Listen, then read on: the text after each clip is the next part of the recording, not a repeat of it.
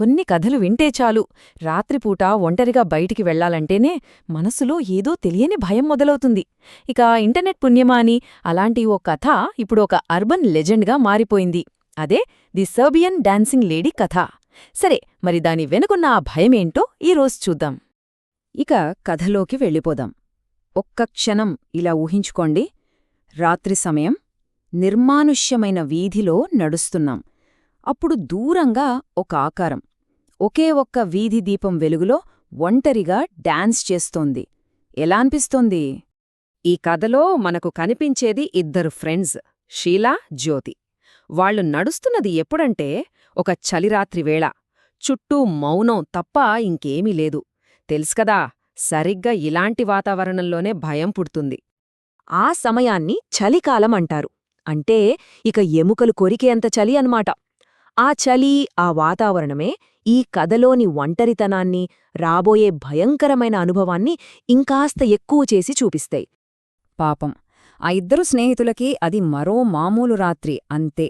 ప్రశాంతంగా అలా నడుచుకుంటూ కబుర్లు చెప్పుకుంటున్నారు.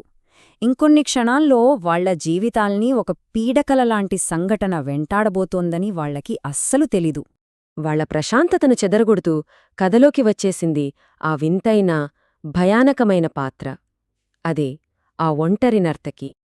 వాళ్లు అలా మాట్లాడుకుంటూ నడుస్తుండగా దూరంగా ఏదో కదులుతున్నట్టు గమనించారు.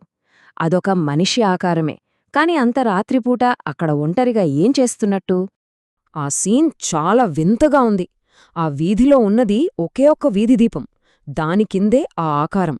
చుట్టూ చిమ్మ చీకటి. ఆ వెలుగు నీడలు దానిమీద పడి అదేదో నాట్యం చేస్తున్నట్టుంది.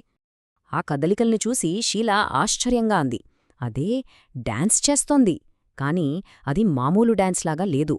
దానిలో ఏదో తెలియని వింత, భయాన్ని కలిగించే ఒక రకమైన కదలిక ఉంది. ఇదే ప్రశ్న వాళ్ళిద్దరి మెదళ్లలోనూ గిర్రున తిరిగింది.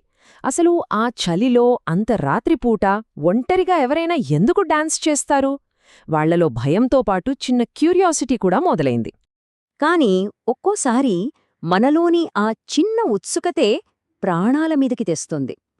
సరిగ్గా ఇక్కడే కథ ఒక భయంకరమైన మలుపు తీసుకుంటుంది. వాళ్ల చిన్న క్యూరియాసిటీయే వాళ్ల పాలిట శాపంగా మారింది. షీలా వద్దు వద్దు అంటున్నా వినలేదు. జ్యోతి కాస్త ధైర్యం చేసి అసలు ఏం జరుగుతుందో చూద్దామని కొన్ని అడుగులు ముందుకు వేసింది. కాని అది ఆమె చేసిన అతి పెద్ద పొరపాటు. జ్యోతి అలా దగ్గరికి వెళ్ళిందో లేదో అస్సలు ఊహించనిది జరిగింది. ఆ డాన్స్ చేస్తున్న ఆవిడ ఒక్కసారిగా అమాంతం జ్యోతిమీద దాడి చేసింది. అవును, కథలో సరిగ్గా దీన్నే జ్యోతిమీద దాడి అని భయంకరంగా వర్ణిస్తారు. ఒకే ఒక క్షణం, అంతకుముందు వరకు ఉన్న ఆశ్చర్యం, క్యూరియాసిటీ అన్నీ మాయమైపోయి ఇప్పుడు అక్కడ మిగిలింది కేవలం భయం, హింస మాత్రమే. ఆ ఒక్క క్షణం వాళ్ల జీవితాల్ని శాశ్వతంగా మార్చేసింది. కళ్ల ముందే తన స్నేహితురాలిపై ఆ దాడి జరుగుతుంటే షీల షాక్తో భయపడి అక్కడే బిగుసుకుపోయింది. అంతా రక్తమయం. ఏం చేయాలో కూడా తెలియక నిస్సహాయంగా అలా నిలబడిపోయింది. ఆ షాక్ నుంచి తేరుకున్నాక శీల తన ఫ్రెండును కాపాడుకోవాలి అనే ఒకే ఒక్క ఆలోచనతో సహాయం కోసం పిచ్చిగా పరుగెత్తటం మొదలుపెట్టింది. భయం నుండి తేరుకున్న షీల మనసులో ఒకటే ఆలోచన: ఎలాగైనా జ్యోతిని కాపాడాలి. ముందు ఆ భయానక వీధి నుండి జ్యోతిని పక్కకు తీసుకెళ్ళింది. తర్వాత దగ్గర్లో ఉన్న సిటీ హాస్పిటల్కి పరుగెత్తింది. అక్కడికెళ్లి వెంటనే జ్యోతి భర్త రాబర్ట్కి కబురు చేసింది. హాస్పిటల్కి చేరుకున్నాక ఆ లైట్ల వెలుగులో డాక్టర్ల మధ్యలో జరిగినదంతా ఒక పీడకలలా అనిపించింది. బహుశా ఇప్పుడంతా సేఫేమో అనుకున్నారు, కానీ వాళ్లు పొరపడ్డారు. ఈ కథ ఇక్కడితో అయిపోలేదు. అసలైన భయంకరమైన నిజం ఇప్పుడే తెలియబోతోంది. ఆ నృత్యం ఆగలేదు. ఆ భయం అంతకన్నా ఆగలేదు. జరిగిందంతా విన్న జ్యోతి భర్త రాబర్ట్ హాస్పిటల్ కిటికీలోంచి ఆ వీధివైపు చూశాడు. బహుశా ఆ దాడి చేసిన వ్యక్తి ఇంకా అక్కడే ఉందేమోనని ఒక అనుమానంతో. కాని కిటికీలోంచి అతనికి కనిపించిన దృశ్యం చూసి రక్తం గడ్డకట్టుకుపోయింది. అదే వీధిదీపం, అదే నృత్యం, ఏమీ మారలేదు. అక్కడున్నది అదే మహిళ. ఇంత దారుణం జరిగిన తర్వాత కూడా ఏమీ జరగనట్టు అదే వింత నృత్యం చేస్తూనే ఉంది. ఆమెకి ఏమీ కాలేదు. ఆమెలో ఏ మార్పు లేదు. అంటే ఆవిడొక సాధారణ మనిషి కాదనమాట. ఆమె ఆగదు. ఆ నృత్యం కూడా ఆగదు.